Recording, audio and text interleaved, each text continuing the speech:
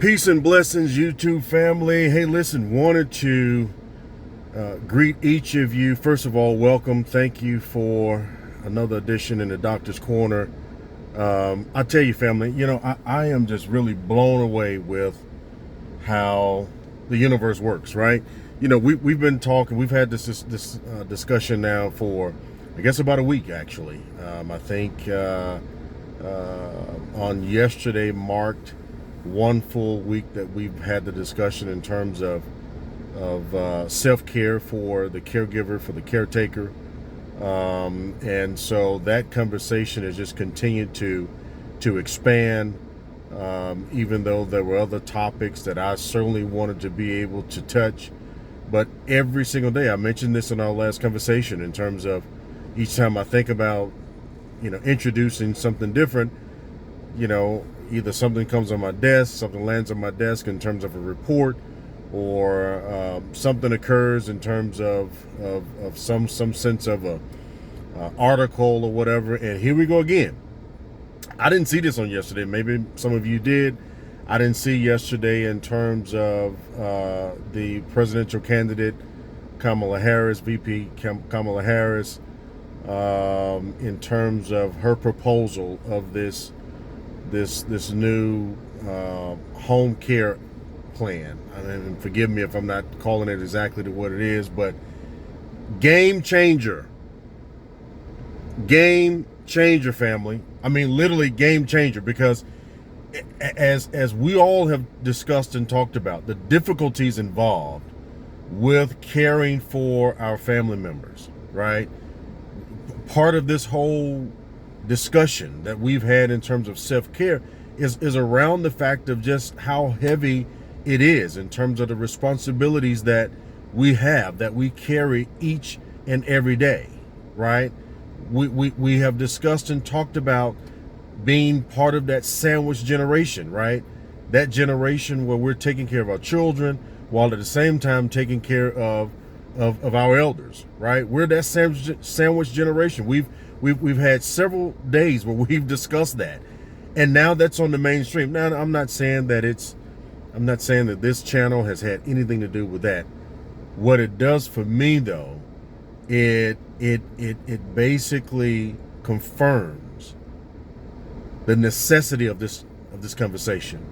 It confirms that and I think I mentioned this on the last conversation, in terms of God has revealed to me that I'm not the only one that has this experience, right? I'm not the only one that has this level of life in terms of the responsibilities of taking care of my family, of my mom, of my children.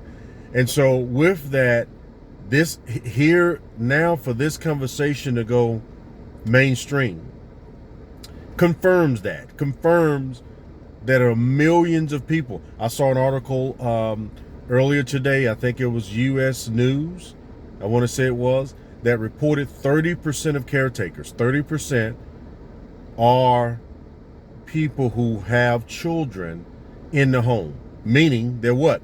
They're part of that sandwich generation. And I don't remember specifically of the statistics that we provided earlier when we had this conversation.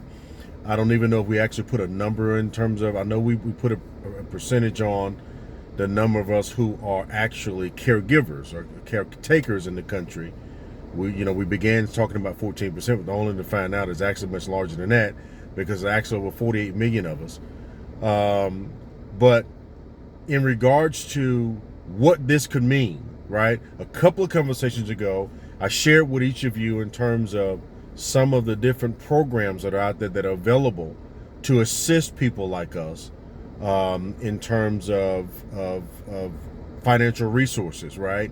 And I mentioned to you in terms of this Medicaid plan, Medicaid or Medicare, whichever one, I think it's Medicaid actually, that have a plan where you actually can get paid for taking care of, for serving as a caregiver for your family member. However, the caveat is, if they own any assets, particularly real estate, if they own their own home, all of that will be seized when your family member transitions. So when they transition on, the government then comes back and takes that property. So they're now robbing the family of generations. We all know that in this country, having real estate, having a home, serves huge in terms of you being able to set up for your financial success for your family and the generations of your family. And so as it relates to that, here now VP Harris is putting a plan on the table that will potentially, if approved, she will eliminate that and will eliminate states from being able to seize the family's properties. I mean, some of these families have properties that have been in the family for generations, have homes, land, been in the family for generations, and now find themselves in a situation whereby they have been blessed to live, but maybe in a scenario whereby they no longer can take care of themselves and they need help. And that's where we come into the play, right? This is where we come in terms of now being able to stand in that void, right? And do for them what's needed. But how many of us can actually afford to do that? If we're out working, if we have families that we're taking care of, and which means we have our own bills and responsibilities and that sort of a thing, most of us can't afford that, right? And so this is when I started this whole discussion, as I talked about, I know for me, when I went out and I researched, I didn't find many points of resources in terms of to help me and my family of where we are, right? And so I believe, and listen, I'm not, we do well, okay? But by no stretch of the imagination, I'm nowhere near being rich. I'm none of that, okay? And so to be in a scenario whereby here's something being proposed that could help 30, 40, 50, 60 million families in this country, I think is huge. I think it's absolutely huge. And I think for me, this is something that regardless of your political leanings and that sort of a thing, think for a second beyond all of that and think about you are now. Who's helping you? Who's stepping up to be able to even consider what you're going through? Who's out there to even begin the process of even listening to what we go through on a day-to-day basis? We have elders, we have our parents and aunts and uncles and grandparents that we're taking care of. And oftentimes, if we're in a scenario whereby if they get sick and we have to take off work, I don't know about you, my insurance doesn't pay for that. My insurance doesn't say, hey, look, we're going to give you some sense of a stipend for you to be able to, whatever earnings you lost not going into work today. I don't have that. The company where I work, they don't, say, okay, well, hey, all right, well, so how long are you going to need? I don't know. I don't know how long this illness is going to be. I got to take it to the doctor. I got to do this. I got to do that.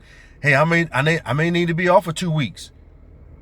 Okay, well, if I don't have that time in terms of vacation time,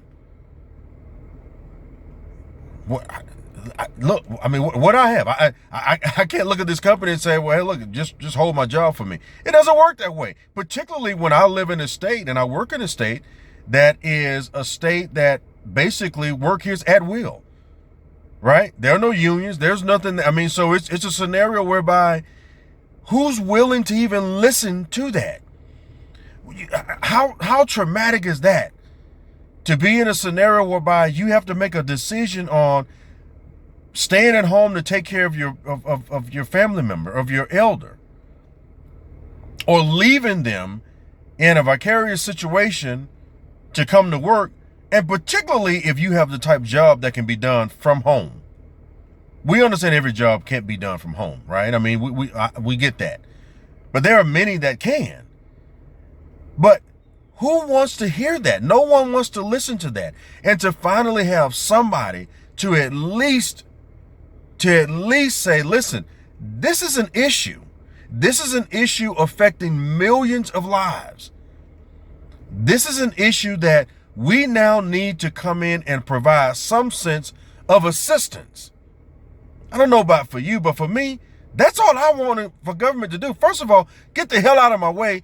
Don't put any, layers of hurdles that I got to try to take a whole lifetime. I got to take 300 years, 400 years to try to climb over to get through the damn door. Don't do that to me.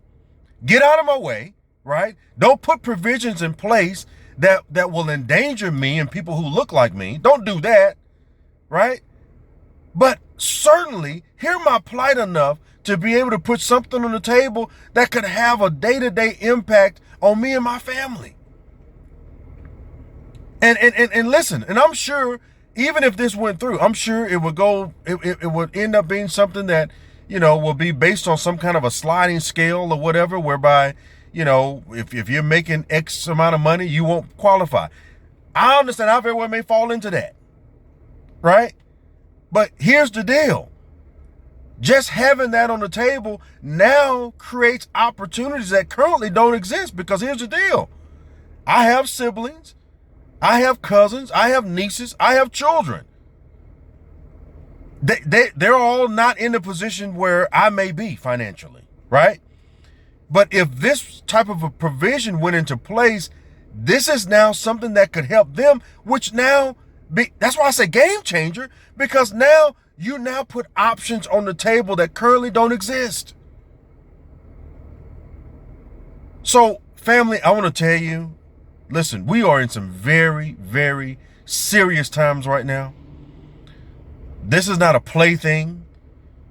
We're talking about the difference between some of you out there being able to keep your own home because of the financial burdens that's upon you right now, with you taking care of your parent. Some of you out there may be in a situation where you're taking care of your parent and your grandparents and your children. You're doing all of that. You have all of these different responsibilities pulling off limited resources. Because even if you're making, let's just throw it out there. Even if you're making, let's say you're making $300,000 a year. You're making $300,000 a year. You're taking care of you and your responsibility, your retirement, your insurance, your housing needs. You got your children that you now got to take care of, college funding for them, insurance for them, the daily expenses that goes into with them going to school. And it doesn't matter whether or not they're in remedial school or they're in college, the expenses, they only go up. And now you have a parent or parents. In my scenario, I have my mother. What about those of you that's got your mom and your dad? What about those of you that's got your mom, your dad, and your grandparents? Even if, so just imagine it for a second now. Even if you were making $300,000, how that goes away like that. God forbid anybody gets a major illness. How does that happen? So if that's true for $300,000, imagine if the average family out here today, the average household income today is what, $70-some thousand? That's somewhere between the median and the average household income. I'm not talking about your personal income. I'm saying your household, your total household income. If you're in a scenario whereby you have a spouse, they got an income coming in, average. If you don't have any help and you're by yourself, that means you're probably bringing less than that. What are we now? Now we're down to average of what, about 50-some thousand? Talk about game. This is a game changer. This is a topic that continues to pop and raise its head, to pop up and raise its head. This is serious business, family. This is serious business. This is why I'm imploring each of you, you gotta force yourself.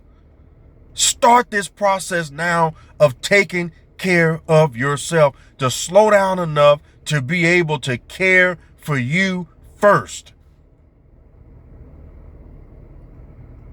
I got to take it personally, because if I hadn't been doing all, I would miss all of this. I would miss these reports. I would miss all of these news conferences, whatever's happening in terms of this information. I would miss it because of being so worn down with the weight of the responsibilities. I'm encouraging you, family. This is real. This is serious business. This is what this channel is about. It's about impacting our lives and make our lives better. And I'm praying that each of you, regardless of, you Democrat, you Republican, you independent, you don't prescribe to either. Here's a person now in terms of VP Harris to at least, she can't do it by herself. She won't be able to do it without Congress. She won't be able to do it without the Senate. But to at least, who else is having the discussion about what you and I are going through every single day? Who else? I haven't heard it. So with all the other crap going on, with all the other memes and all the other nonsense going on, who else is talking about us as caregivers, as elder caregivers? Who else is talking about? Who else is talking about this sandwich generation that's taking care of their children and their parents? Who else on the political scene is remotely even attempting to consider us and our plight? I can't speak for you, but I can speak for me. That's a game changer for me. This speaks volumes to me. For somebody to be at that level to say, I see you. I see you enough to know what you're going through. And here's what I want to do is put a proposal on the table that could potentially help you, even if it doesn't help you directly, can at least help your family. Hope you get something out of this, family. Hope everyone is having a phenomenal day. These are real serious times. Stay blessed, stay well.